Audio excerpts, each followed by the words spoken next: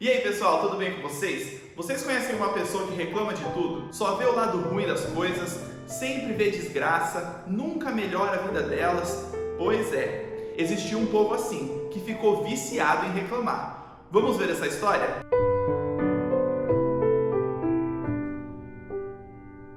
O povo de Israel estava acampado no Sinai há quase um ano. Lá eles tiveram vários momentos, como a celebração da Páscoa, a construção do tabernáculo e a ordenação dos sacerdotes, entre várias outras coisas que aconteceram naquele lugar. Bom, agora era o momento deles continuarem a sua viagem. Eles precisavam ir para Cádiz e essa viagem duraria 11 dias. Todas as vezes que eles precisavam levantar acampamento, a nuvem que ficava em cima do tabernáculo, ela se elevava bem alto e ia em direção ao lugar que eles precisavam ir.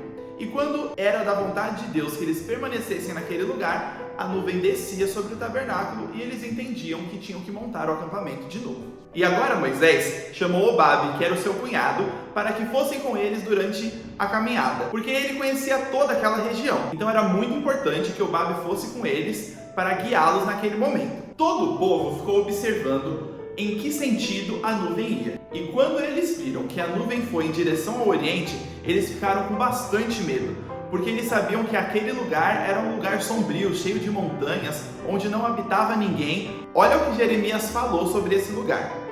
Onde está o Senhor que nos fez subir da terra do Egito, que nos guiou através do deserto por uma terra de ermos e de covas, por uma terra de sequidão e sombra de morte, por uma terra em que ninguém transitava e na qual não morava homem algum? Depois de tanto tempo parados no Sinai, eles não tinham condições de suportarem os desafios e os perigos que aquele deserto apresentava. Eles andavam muito devagar. E no terceiro dia de viagem, aquelas pessoas que fugiram do Egito juntamente com os hebreus começaram a reclamar da liderança de Moisés, da comida, de por onde eles estavam caminhando. E lembra que eu falei para vocês que reclamar vicia? Pois é, reclamar também contagia. E logo, a maioria dos hebreus também estavam murmurando.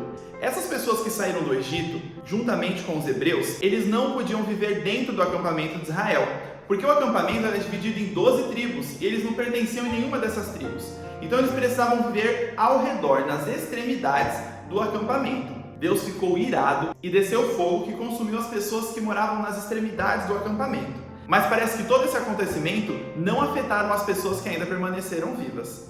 Eles continuaram a reclamar pela falta de carne. Os egípcios que tinham saído junto com os hebreus tinham muita fartura.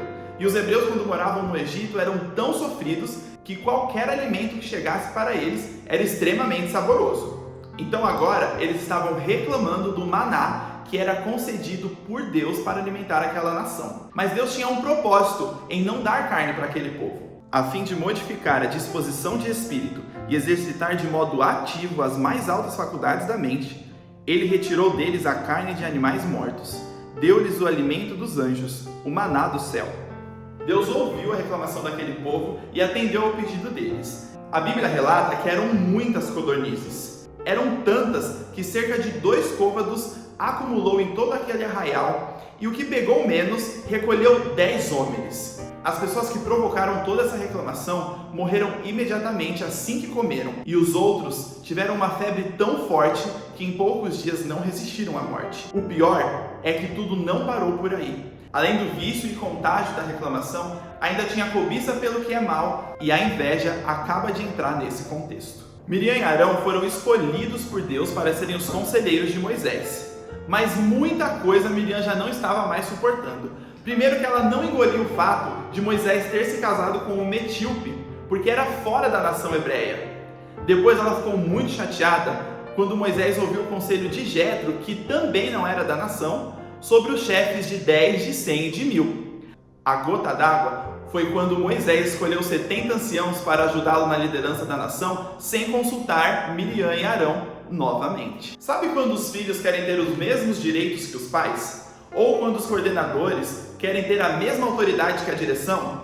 Ou pior, quando os auxiliares de governo querem ter a mesma posição que os governadores? Foi exatamente assim que Arão e Miriam se comportaram. Deus mandou chamar os 3 na tenda da revelação: Arão, Miriam e Moisés. Quando eles entraram, a nuvem se colocou na frente da porta e Deus conversou com eles, dizendo que o trabalho deles era muito importante para aquela nação. mas Moisés era o que conversava face a face com Deus.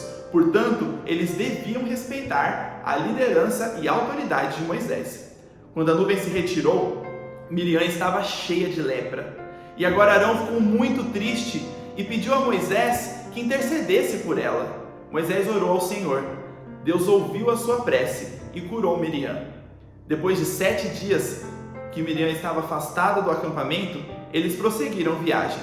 Em todo o tempo, Deus guiou o seu povo, mas todas as vezes, antes deles começarem a sua trajetória, Moisés orava ao Senhor e dizia: Levanta-te, Senhor, e dissipados sejam os teus inimigos, e fujam diante de ti os que te odeiam.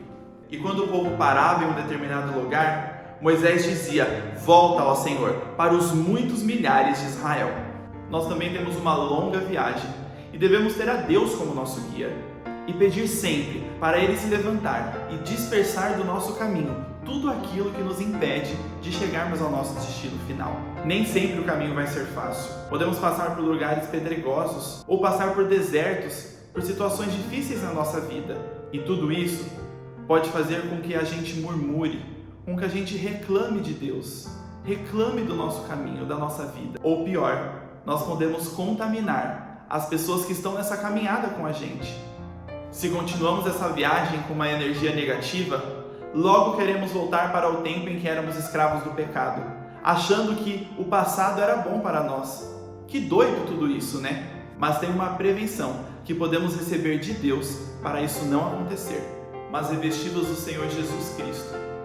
E não andeis preocupados em como satisfazer os desejos da carne. Quando nós somos revestidos, nós somos fortalecidos por Deus para deixar as más tendências. E Ele nos molda na beleza do seu caráter. Ele não nos cobra. Ele nos dá poder para alcançar. Que lindo tudo isso, né? Assim como Deus quis mudar o hábito alimentar daquele povo, Ele quer fazer conosco hoje, para nos dar força física e mental e clareza para receber toda a verdade. Eu sei que tudo isso não é fácil. Eu também ainda não consegui deixar todas essas coisas. Mas Deus tem um recado para nós. Não andeis ansiosos por coisa alguma. Pelo contrário, apresenta os seus pedidos diante de Deus. Faça Deus ter pleno conhecimento dos seus pedidos, através de oração, de súplica e ações de graças.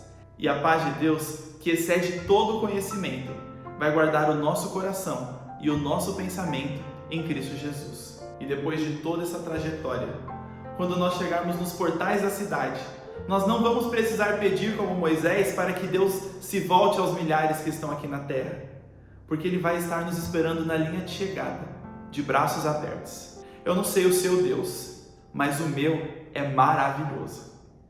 Que Deus nos abençoe. Um ótimo sábado para todos vocês.